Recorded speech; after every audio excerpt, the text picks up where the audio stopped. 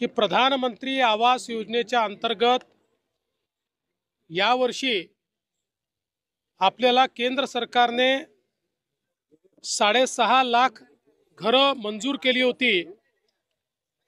ते टार्गेट वाढवण्यात आलेलं आहे। अतिरिक्त 13 लाख घरं आपल्याला देण्यात आलेली आहेत।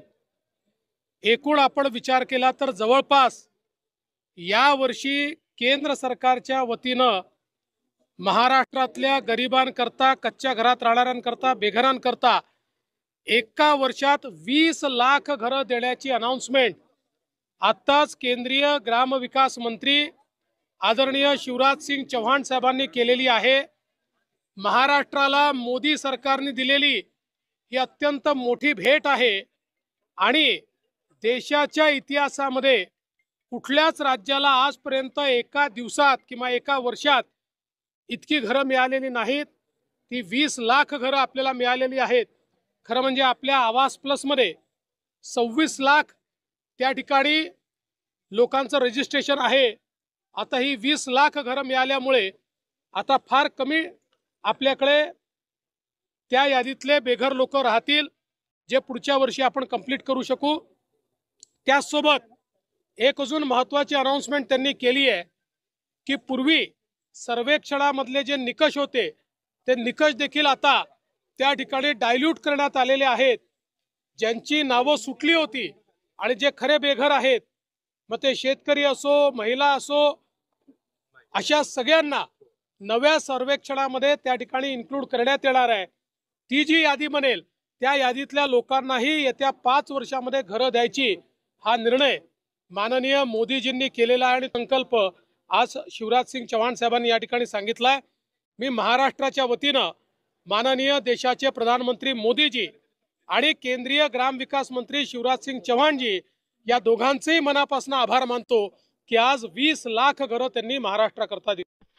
तर मित्रांनो, इथे बघू शकता तुम्ही मुख्यमंत्री देवेंद्र फडणवीस साहेबांनी सांगितल्याप्रमाणे महाराष्ट्राला एकूण 20 लाख घरे मंजूर झालेली आहेत आणि याच्यामध्ये इथे बघू शकता तुम्ही मोदी सरकारची महाराष्ट्राला मोठी भेट आणि याच्यामध्ये 13,29,678 घरांची घोषणा जी आहे ती केलेली आहे आणि मागील वर्षामध्ये 6,37,089 घरांचा विस्तार झालेला आहे। म्हणजे त्या एकूण एका वर्षामध्ये जवळपास 19,66,767 घरे जी आहेत ती मंजूर झालेली आहेत। आता तुम्हाला ही या योजनेअंतर्गत लाभ घ्यायचा असेल तर तुम्हाला मी थोडक्यात माहिती सांगणार आहे की तुम्ही या योजनेअंतर्गत एक आपल्यासाठी हक्काचं घर कसं मिळवू शकता याची माहिती तुम्हाला या व्हिडिओमध्ये सांगणार आहे। तसेच या योजनेसाठी तुम्हाला कोणकोणती कागदपत्रे लागणार आहेत आणि अर्ज कसा करायचा आहे आणि कुठे जमा करायचा आहे ही सुद्धा माहिती तुम्हाला या व्हिडिओमध्ये पुढे आपण सांगणारच आहोत। त्यामुळे व्हिडिओला शेवटपर्यंत पाहायचं आहे आणि जर आपल्या चॅनलवर नवीन आला असाल तर चॅनलला सबस्क्राईब नक्की करा।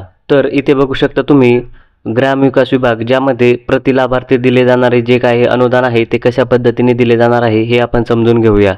तर इथे बघा, ग्रामीण भागामध्ये 1,20,000 एवढे अनुदान, म्हणजे जर तुम्ही ग्रामीण भागामध्ये राहत असाल आणि तिथे तुम्हाला घर बांधायचं असेल तर तुम्हाला 1,20,000 रुपये एवढे अनुदान मिळणार आहे आणि हे अनुदान जे आहे ते काही दिवसांनी वाढू सुद्धा शकते अशी माहिती मुख्यमंत्री देवेंद्र फडणवीस साहेबांनी दिलेली आहे। आणि त्याच्या खाली आल्यानंतर बघू शकता तुम्ही डोंगरी भागामध्ये 1,30,000 रुपये एवढं अनुदान, म्हणजे जर तुम्ही डोंगरी भागामध्ये राहत असाल तर तुम्हाला 1,30,000 रुपये अनुदान मिळणार आहे आणि हे सुद्धा अनुदान काही दिवसांनी वाढू शकतं। तर खाली बघू शकता तुम्ही सदर लाभार्थी निवडीचा अधिकार ग्रामसभेस देण्यात आलेला आहे। तर इथे बघू शकता तुम्ही लाभार्थी निवड प्रक्रिया कशा पद्धतीने आहे। तर सामाजिक आर्थिक जात सर्वेक्षण सन 2011 मधून उपलब्ध झालेल्या प्राधान्यक्रम यादीची माहिती आवाज सॉफ्टवेअर उपलब्ध आहे। सदर याद्या ग्रामसभेपुढे ठेवून त्यातून पात्र लाभार्थ्याची निवड करण्यात येते। खाली प्राधान्यक्रम यादी बेघर, 1 खोली लाभार्थी, 2 खोली लाभार्थी याप्रमाणे निश्चित केलेली आहे। प्राधान्यक्रम यादीमधील व्यक्तींची ग्रामसभेद्वारे निवड करतेवेळी खालील निकषांवर गुणांकनानुसार प्राधान्यक्रम देण्यात यावे। म्हणजे तिथे बघू शकता तुम्ही की जे काही आता खाली निकष आहे त्याच्यानुसार तुमची निवड केली जाणार आहे। म्हणजे 16 ते 59 वयोगटातील प्रौढ व्यक्ती नसलेले कुटुंब, तसेच महिला कुटुंब प्रमुख व 16 ते 59 वयोगटातील प्रौढ व्यक्ती नसलेले कुटुंब, त्याच्यानंतर 25 वर्षावरील अशिक्षित निरक्षर व्यक्ती असलेले कुटुंब, तसेच अपंग व्यक्ती कुटुंब ज्यात शारीरिकदृष्ट्या सक्षम प्रौढ व्यक्ती नाही, त्याच्यानंतर भूमिहीन कुटुंब ज्यांची उत्पन्न स्रोत मोलमजुरी आहे. जर तुम्ही या सरकारच्या अटींमध्ये बसत असाल तर नक्कीच तुम्हाला घरकुल जे आहे ते मिळणार आहे. त्याच्यानंतर सदरील गुणांकनाच्या आधारे ग्रामसभा यादी तयार करेल आणि त्याच्यानंतर गुणांच्या उतरत्या मांडणीने प्राधान्यक्रम यादी तयार करण्यात येईल. म्हणजे याच्यानुसार जे काय आहे ते तुम्हाला घर मिळणार आहे. आता अर्ज कुठे करायचा आहे तर तुम्हाला अर्ज ऑनलाईन पद्धतीने करावा लागणार नाही, तर हा अर्ज तुम्हाला ग्रामपंचायत किंवा पंचायत समितीमध्ये जाऊन तुम्हाला अर्ज जमा करावा लागणार आहे. तुम्ही ग्रामपंचायतमध्ये आपला फॉर्म भरायला जाताल तेव्हा तुम्हाला कोणकोणती आवश्यक कागदपत्रे लागणार आहेत हे आपण पाहूयात. तर इथे बघू शकता तुम्ही आधार कार्ड, रेशन कार्ड, रहिवासी दाखला, उत्पन्न दाखला, जातीचा दाखला. जर तुम्हाला आवश्यक असेल तर जातीचा दाखला सुद्धा तुम्हाला इथे जमा करावा लागणार आहे. तसेच मालकी दाखला म्हणजे जमीन कागदपत्रे म्हणजे 7/12/8 जी आहे ती जमीन कागदपत्रे आहेत ती तुम्हाला द्यावी लागणार आहेत. आणि बँक खाते तपशील म्हणजे बँकेच्या पासबुकची झेरॉक्स तुम्हाला जमा करावी लागणार आहेत, कारण त्याच बँकेमध्ये तुमचे पैसे जमा होणार आहेत. म्हणजे सगळ्यात प्रथम आधार कार्ड, रेशन कार्ड, रहिवासी दाखला, उत्पन्न दाखला, जातीचा दाखला, मालकी दाखला आणि बँक खाते तपशील ही 6 ते 7 कागदपत्रे जी आहे ती तुम्हाला आवश्यक आहेत. आणि ही माहिती जर तुम्हाला आवडली असेल तर व्हिडिओला शेअर करा, लाईक करा आणि आपल्या चॅनलला सबस्क्राईब नक्की करा. धन्यवाद. जय हिंद.